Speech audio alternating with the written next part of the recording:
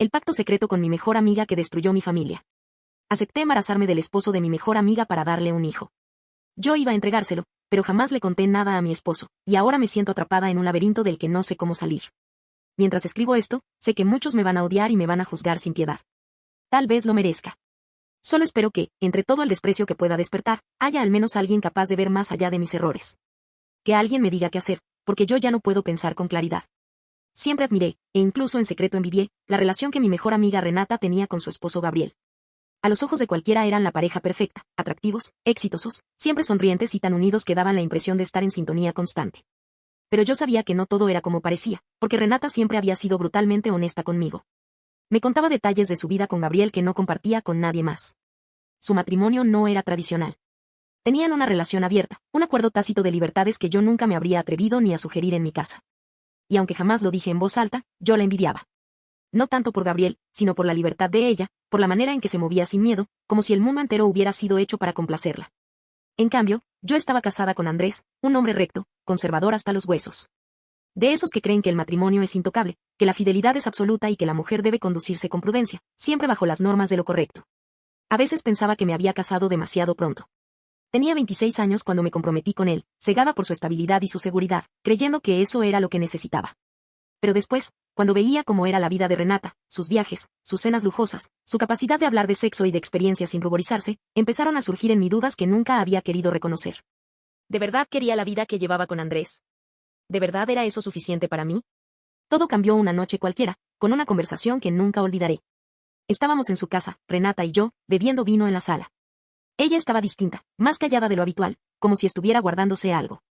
De pronto, sin rodeos, me lanzó una pregunta que me dejó helada. ¿Alguna vez pensaste en ser madre otra vez? Me reí nerviosa.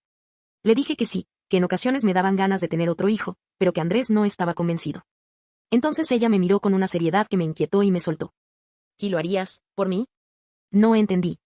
Pensé que hablaba en un sentido simbólico, como si me preguntara si estaría dispuesta a apoyarla en algo emocional. Pero no. Lo que me explicó después fue mucho más oscuro de lo que yo jamás habría imaginado. Renata no quería embarazarse.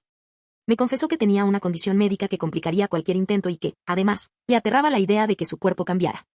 Las marcas, las cicatrices, el desgaste, no estaba dispuesta a pasar por eso. Pero Gabriel sí quería un hijo. Y según ella, yo era la persona perfecta para ayudarles. Y ya sabes lo que es ser madre, me dijo con esa seguridad suya que nunca dejaba lugar a dudas. Tu cuerpo está sano. Y eres mi mejor amiga, ¿por qué no? Me quedé en shock. No podía creer lo que estaba escuchando. Lo que Renata me proponía era simple y a la vez monstruoso, que me acostara con su esposo hasta quedar embarazada, y que luego les entregara al bebé como si nada. No a través de un método clínico, no como una donación impersonal, sino con relaciones sexuales, de la forma más natural y a la vez más prohibida posible. Al principio me escandalicé. Le dije que estaba loca, que cómo podía siquiera pensar en algo así. Pero Renata tenía ese don peligroso de envolver a cualquiera con sus palabras. Poco a poco, con argumentos imposibles de rebatir, logró que yo la escuchara de otra manera. Y no puedo negar que Gabriel tenía lo suyo. Era alto, de sonrisa encantadora, con un físico trabajado y una mirada que imponía. Siempre lo había visto como el esposo perfecto de mi amiga, pero jamás como un hombre con el que yo podría estar. Hasta esa noche. Renata me lo planteó como un trato clínico, frío, sin romance, sin sentimientos. Solo lo necesario hasta que yo quedara embarazada.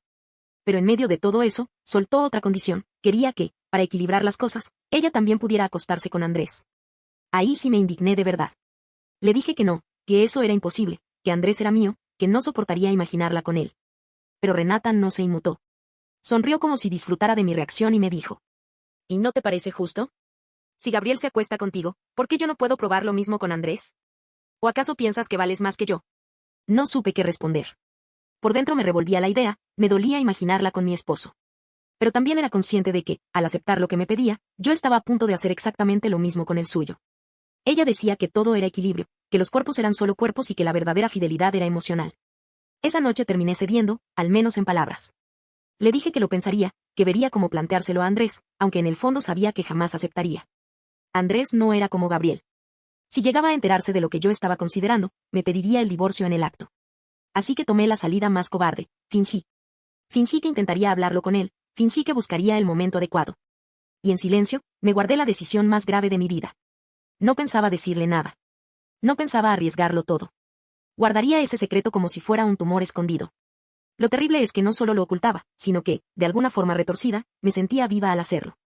Mi plan era simple, o al menos eso me repetía: quedar embarazada, tener al bebé, entregárselo a Renata y Gabriel, y después seguir con mi vida como si nada hubiera pasado. Como si yo hubiera sido una especie de ángel secreto que les concedió el milagro de la paternidad. Renata incluso propuso que hiciéramos un contrato. No era más que un papel escrito a mano, donde pusimos algunas condiciones: que yo no reclamaría jamás derechos sobre el bebé, que guardaríamos el secreto, que ninguno de nosotros podría echarse atrás. Gabriel también lo firmó. Ellos me aseguraron que no podía hacerse de forma legal porque en nuestro país era ilegal, pero que un acuerdo de honor bastaba. Yo tenía miedo. No tanto del acto en sí, sino de lo que pasaría si alguien se enteraba. Aún así, había algo en todo eso que me atraía. No era solo la idea de acostarme con Gabriel, aunque no voy a mentir, era un hombre atractivo, sino la adrenalina de estar haciendo algo prohibido, algo que nadie se imaginaría de mí. Los encuentros fueron pocos, siempre en la casa de ellos. Y lo más perturbador era que Renata me dejaba hacerlo en su propia cama, como si se tratara de lo más normal del mundo. Mientras yo estaba con Gabriel, ella se quedaba en la sala, tomando vino, viendo el celular, incluso una vez entró a la habitación con una sonrisa y me preguntó si todo estaba saliendo bien. Esa frialdad me resultaba insoportable. Yo nunca habría soportado lo contrario: imaginar a Andrés con ella, en nuestra cama, y yo afuera, pretendiendo que no pasaba nada. La sola idea me desgarraba. Pero ahí estaba yo, haciéndolo con Gabriel, bajo su aprobación y en su espacio. Cuando finalmente me enteré de que estaba embarazada, el miedo me golpeó con toda su fuerza. Hasta entonces había vivido todo como si fuera un juego peligroso, una especie de prueba secreta. Pero ahora era real. Una vida crecía dentro de mí. Y aunque me repetía que estaba bajo control, no tenía idea de cómo iba a manejar lo que venía. Lo más grave es que jamás me detuve a pensar cómo reaccionaría Andrés. Porque en mi plan, yo iba a hacer pasar ese embarazo como si fuera suyo. Si preguntaba por fechas, le mentiría. Si tenía dudas, le daría respuestas vagas. Andrés no era de fijarse en detalles médicos ni de hacer cuentas, y yo me convencía de que, con cuidado, podría engañarlo. Y así lo hice. Cuando le dije que estaba embarazada, se sorprendió un poco, porque supuestamente habíamos acordado esperar. Pero yo le vendí la idea de que había sido un accidente feliz, un regalo inesperado del destino. Y me creyó. No solo me creyó, se emocionó. Dijo que esta vez estaría más presente, que quería acompañarme en cada control, que esta vez sería distinto. Y en cierto modo, lo fue. Porque ahora todo era mentira. Mi madre, Teresa, también se emocionó. Dijo que estaba feliz de que Samuel tendría un hermanito. Mis suegros celebraron. Todos lo recibieron como si de verdad fuera una bendición. Y yo fingía sonreír, mientras por dentro me carcomía la culpa. Renata se mostró más pendiente que nunca. Le parecía lógico acompañarme, y ante Andrés todo lucía natural, como si fuera simple apoyo de mi mejor amiga. Lo que nadie sabía era que en realidad debía cubrir casi todos los gastos médicos. Para evitar sospechas, lo hacía de manera discreta: me regalaba vitaminas, me acompañaba a consultas, a veces me dejaba dinero en efectivo como un gesto amistoso. Nada que llamara demasiado la atención. Gabriel también estaba contento, pero era Renata quien más presionaba. Me recordaba constantemente lo que habíamos acordado, sobre todo aquella condición que yo había intentado esquivar: acostarse con Andrés. Al principio lo decía en tono de broma, como si jugara, pero poco a poco empezó a insistir en serio. Es parte del trato, me repetía. Si Gabriel se acostó contigo, yo tengo derecho a lo mismo. Yo trataba de reír nerviosa, de cambiar de tema, pero ella no lo soltaba. Hasta que un día no tuve más remedio que decirle la verdad: que Andrés jamás lo aceptaría, que si llegaba a saber lo que habíamos hecho, me pediría el divorcio sin pensarlo. Renata me miró con burla, como si yo fuera ingenua. Claro, tú dices que es infidelidad. Yo no lo veo así, pero seguro él sí. Entonces, cuando todo se descubra, le dices: para equilibrar, deberías acostarte con Renata. Vas a ver que, en caliente, lo acepta. Estoy casi segura. Aquella conversación me dejó helada. No solo por lo que decía, sino por la seguridad con la que lo afirmaba, como si todo pudiera negociarse, incluso el deseo de mi esposo. Me dolía pensar que Renata quisiera a Andrés. Que lo deseara, aunque solo fuera por una vez. Pero, para no romper el acuerdo, y porque no quería que se enfadara, terminé diciéndole que sí, que llegado el momento lo intentaría. Los meses pasaron y yo seguía atrapada entre dos mundos. Con Renata y Gabriel, me trataban como una reina. Me consentían, me hacían sentir cuidada. Pero apenas volvía a casa, la realidad me golpeaba: Andrés emocionado con cada pequeño avance, abrazándome, hablándome al oído, convencido de que este embarazo nos unía más que nunca. Y yo lo sabía. Nos estaba uniendo, pero sobre un engaño. Y con cada caricia suya, con cada gesto de ternura, la culpa se volvía insoportable. Andrés no era un hombre de grandes gestos románticos, pero esta vez se notaba diferente. Me abrazaba más seguido, me acariciaba la barriga, me decía que estaba feliz. Y eso me partía el alma. Porque yo sabía que ese bebé no era suyo. Samuel, mi hijo mayor, también estaba entusiasmado. Con apenas 5 años, hablaba con mi vientre como si el bebé pudiera escucharlo. Le contaba sus juegos, le decía que pronto serían hermanos y que le enseñaría todo lo que sabía. Yo lo miraba y trataba de sonreír, pero por dentro me desgarraba. ¿Cómo iba a explicar algún día que ese hermano suyo no era realmente parte de nuestra familia? Mientras tanto, Renata seguía firme en su papel. Me repetía una y otra vez que lo mejor sería que, apenas naciera, ella y Gabriel se llevaran al niño a otra ciudad. Así evitamos habladurías, así nadie sospecha, decía con esa seguridad que parecía tener para todo. Pero yo ya empezaba a sentir algo que me daba miedo admitir, no quería entregarlo. Cada vez que escuchaba su corazón en las ecografías, cada vez que lo sentía moverse dentro de mí, algo me decía que ese bebé era mío. No solo porque lo llevaba en mi cuerpo, sino porque lo soñaba, lo imaginaba, lo sentía como parte de mi vida. Era imposible pensar que, llegado el momento, simplemente lo pondría en brazos de Renata y me alejaría. Intenté hablar con ella. Una tarde, con voz temblorosa, le propuse una alternativa.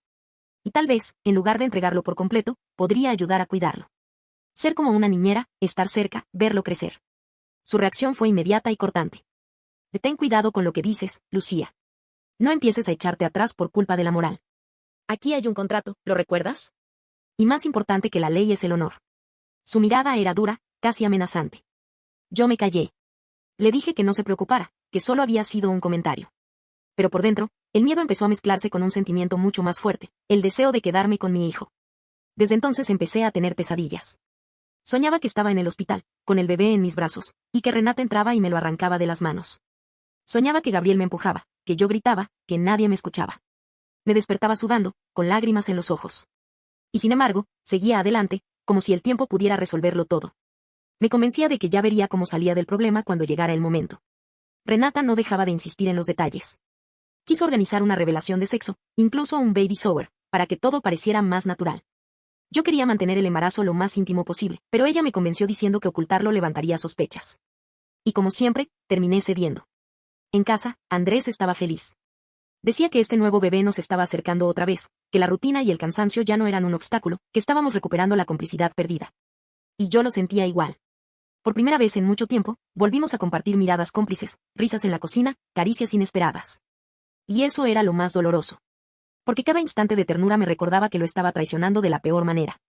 Que ese hijo que lo llenaba de ilusión, ese hijo con el que soñaba, no era suyo. Yo me repetía que todo saldría bien, que de algún modo el destino me daría una salida.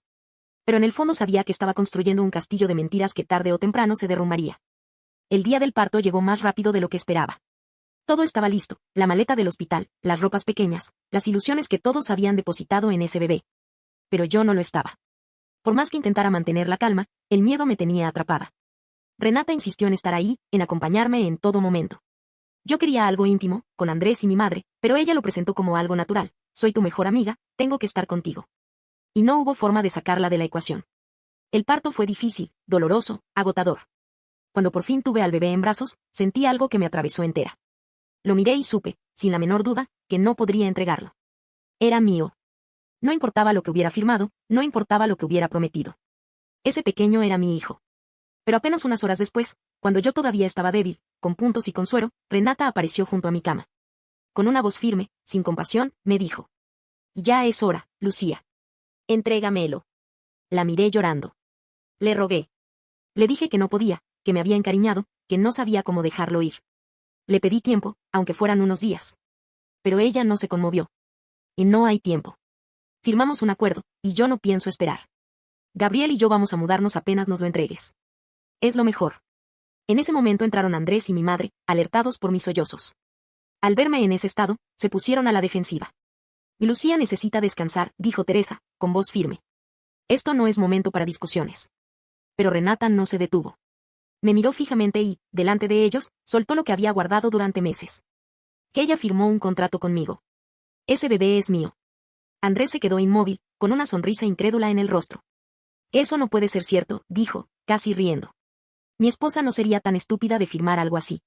Y entonces me quebré. No pude sostener la mentira. Mi silencio fue mi confesión. Mi madre me miró horrorizada, sin entender nada. Andrés dejó de sonreír, y en su cara apareció algo peor que la rabia, desprecio. Renata aprovechó ese instante para rematar.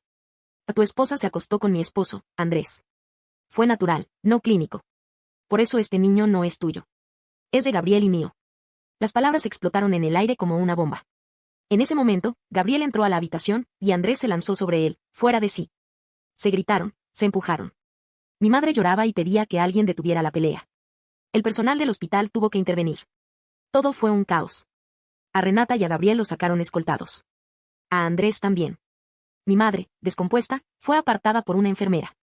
Y yo me quedé sola, apenas unas horas después de dar a luz, con el mundo derrumbándose a mi alrededor.